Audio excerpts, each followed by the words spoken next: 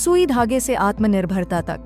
गांव का नाम था कुंवरपुर, उत्तर प्रदेश का एक छोटा सा गांव, जहां अभी भी लड़कियों की पढ़ाई पर ज्यादा ध्यान नहीं दिया जाता था।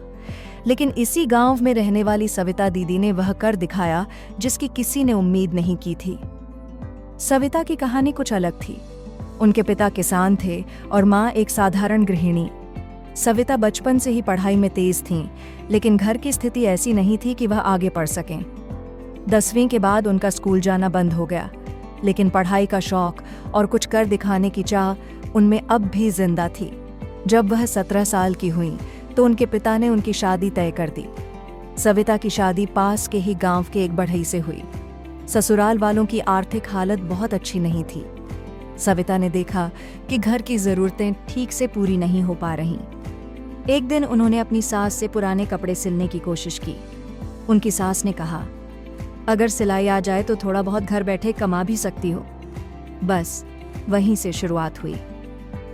सविता ने एक पुरानी सिलाई मशीन जो उनके ससुर ने कहीं से मंगवाई थी, उससे सीखना शुरू किया। पहले अपने कपड़े सिले, फिर बच्चों के, फिर पड़ोस की औरतों के। धीरे धीरे लोगों को उनका काम पसंद आने लगा। वह अपने काम में निपुण होती गईं और अब वह छोटे मोटे ऑर्डर भी लेने लगीं। एक दिन गांव की एक लड़की रेखा उनके पास आई और बोली, दीदी, मुझे भी सिलाई सीखनी है, क्या आप सिखा सकती हैं? सविता को जैसे राह मिल गई। उन्होंने रेखा को सिखाना शुरू किया। फिर रेखा की सहेली आई, फिर उसकी बहन। देखते ही देखते सविता के घर में एक छोटा सा सिलाई केंद्र बन गया। अब सविता ने ठान लिया कि वह गांव की हर उस लड़की को सिलाई सिखाएंगी जो आत्मनिर्भर बनना चाहती है। उन्होंने पंचायत से बात की, एक छोटे कमरे की मांग की और गांव की औरतों के लिए सविता महिला सिलाई प्रशिक्षण केंद्र की शुरुआत की। गांव की लड़कियां जो कभी घर से बाहर नहीं जाती थीं, अब हर दोपहर अपने झोले में कपड़े और सुई धागा लेकर सविता दीदी के पास पहुंचती थीं। सविता का कहना था, अगर एक लड़की को हुनर मिल जाए तो वह किसी पर निर्भर नहीं रहती, और जब एक लड़की आत्मनिर्भर होती है तो पूरा समाज आगे बढ़ता है।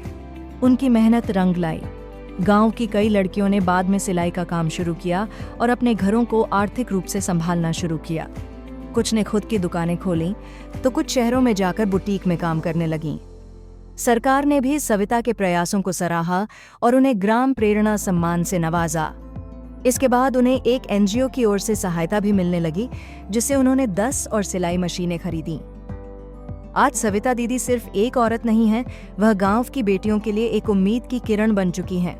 उनके पास आने वाली हर लड़की कहती है, दीदी, हमें भी आप जैसा बनना है। इस कहानी से हमें यह सीख मिलती है कि संसाधनों की कमी हो सकती है, लेकिन अगर जज्बा हो तो कोई भी इंसान न केवल अपनी जिंदगी संवार सकता है, बल्कि दूसरों के लिए भी प्रेरणा बन सकता है। सविता दीदी ने सुई धागे से न केवल खुद को बदला, बल्कि पूरे गांव की सोच को बदल दिया।